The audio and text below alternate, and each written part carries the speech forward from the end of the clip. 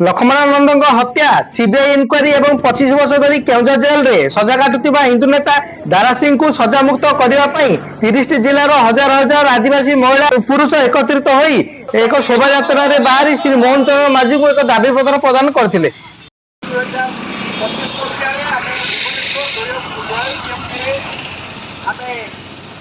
ସନାତନୀ ମାନେ ଓଡ଼ିଶାର ବିଭିନ୍ନ ଜିଲ୍ଲାରୁ ଆସିବା ସନାତନୀ ମାନେ ଆମେ ବସିଛେ ଆମର ଦାବି ଗୋଟିଏ ଲକ୍ଷ୍ମଣାନନ୍ଦ ସରସ୍ୱତୀଙ୍କର ହତ୍ୟାକାରୀ ହତ୍ୟା ଷଡ଼ଯନ୍ତ୍ରକାରୀକୁ ଚିହ୍ନଟ କରିବା ପାଇଁ ସିବିଆଇ ଇନକ୍ୱାରି ଏବଂ ଅନ୍ୟଟି କେନ୍ଦୁଝର ଜେଲରେ 25 ବର୍ଷ ହେଲା ଜେଲରେ ସଢ଼ୁଥିବା ଦାରା ସିଂଙ୍କ ସଜାମୁକ୍ତି ଆମେ ଏଥିପାଇଁ ସାରା ରାଜ୍ୟର ସନାତନୀ ମାନେ ଦସ୍ତଖତ ମାରି 30 ଜିଲ୍ଲାରୁ ପ୍ରଧାନମନ୍ତ୍ରୀ ନରେନ୍ଦ୍ର ମୋଦି ଏବଂ ଗୃହମନ୍ତ୍ରୀ ଅମିତ ଶାହାଙ୍କ ପାଇଁ ଲେଖା ଆମେ ଆଣିଛେ ତାକୁ ମାନ୍ୟବର ମୁଖ୍ୟମନ୍ତ୍ରୀ ପୋଲିସର ଭାଇମାନେ ସେମାନେ ବର୍ତ୍ତମାନ କହୁଥିଲେ ଯେ ମୁଖ୍ୟମନ୍ତ୍ରୀ ମହୋଦୟଙ୍କ ବ୍ୟତୀତ ଅନ୍ୟ କେଉଁ ମନ୍ତ୍ରୀଙ୍କୁ ଦେଖା କରିବା ପାଇଁ କିନ୍ତୁ ଆମେ ତାଙ୍କୁ ଅନୁରୋଧ କଲୁ ଯେ ମାନ୍ୟବର ମୁଖ୍ୟମନ୍ତ୍ରୀ ଗତ ଅଗଷ୍ଟ 24 ତାରିଖ 2024 ମସିହାରେ ମଧ୍ୟ ରାଜ୍ୟ ସରକାର ତାଙ୍କୁ ଯେତେ ସମୟ ହେଲା ସେ ଆମକୁ ଭେଟି ଦାବିପତ୍ର ନେଇଥିଲେ।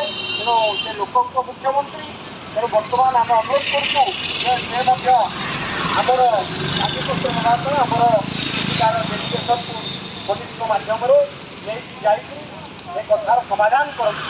ଆଜି ଓଡ଼ିଆ ଲୋକଙ୍କ ମନରେ ଦୁଃଖ ଅଛି ଯେ 25 ବର୍ଷ ପୂର୍ବରୁ ମୁଖ୍ୟମନ୍ତ୍ରୀଙ୍କ ନିବେଦିତା କେନ୍ଦୁଝରରେ ସେଠି ଗୋଟେ ଗ୍ରାଉଣ୍ଡ ଟେଷ୍ଟ କରି ଜଣେ ଖ୍ରୀଷ୍ଟିଆନ ପାଦ୍ରୀଙ୍କୁ ହତ୍ୟା କଲେ ବୋଲି କିଛି ଲୋକ ସେଠି ଦୋଷୀ କରାଗଲା ଦାରା ସିଂଙ୍କୁ। ଆଜି 25 ବର୍ଷ ହେଲା ସେ କେନ୍ଦୁଝର ଜେଲରେ ସଢୁଛନ୍ତି ଏବଂ 15 ବର୍ଷ ହେଲା କନ୍ଧମାଳ ଯେ ଆଦିବାସୀଙ୍କ ପାଇଁ କାମ କରୁଥିଲେ ଆମର ଆଦିବାସୀ ଝିଅମାନଙ୍କୁ ପୁଅମାନଙ୍କୁ ସଂସ୍କୃତ ପାଠ ପଢ଼ାଉଥିଲେ ତାଙ୍କୁ ନିର୍ମମ ଭାବରେ ହତ୍ୟା କରାଗଲା କରାଗଲା ତାଙ୍କ ହାତ ଗୋଡ଼ କାଟି ଦିଆଗଲା।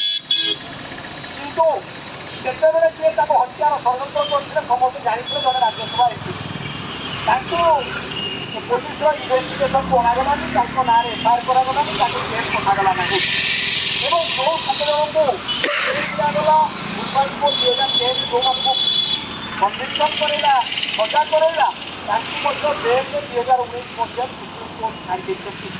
ଜେଲ୍ରେ ସେମାନେ ଖୋଲା ବୁଲୁଛନ୍ତି। ତେଣୁ ସମସ୍ତଙ୍କ ମନରେ ଦୁଃଖ ଉତ୍ସାହ ହିନ୍ଦୁମାନଙ୍କ ମନରେ ଯେ ଦୁଇ ପ୍ରକାରର ନିୟମ ଆମ ଦେଶରେ ନାହିଁ। ଆମ ଦେଶରେ ଗୋଟିଏ ସମ୍ବିଧାନ। ତେଣୁ ଏଠି କ'ଣ ଖ୍ରୀଷ୍ଟିଆନକୁ ଯିଏ ମାରିଲା ସିଏ 25 ବର୍ଷ ହେଲା ଜେଲ୍ରେ ସଢ଼ିଲା ଆଉ ଯିଏ ହିନ୍ଦୁକୁ ମାରିଲା ସିଏ ଖୋଲା ବୁଲିଲା। ଖ୍ରୀଷ୍ଟିଆନ ରାମ ଜେଲ୍କୁ ହତ୍ୟା କରିଲେ ବୋଲି ଦାରା ସିଂ 25 ବର୍ଷ ହେଲା ଜେଲ୍ରେ ସଢ଼ୁଛନ୍ତି ଏବଂ ସନାତନୀ ହିନ୍ଦୁ ସନ୍ନ୍ୟାସୀ ଲକ୍ଷ୍ମଣାନନ୍ଦଙ୍କୁ ହତ୍ୟା କରିଥିବା କୌଣସି ଲୋକ ଜେଲ୍ରେ ନାହାନ୍ତି ତାଙ୍କର ଷଡ଼ଯନ୍ତ୍ରକାରୀ ନାହାନ୍ତି।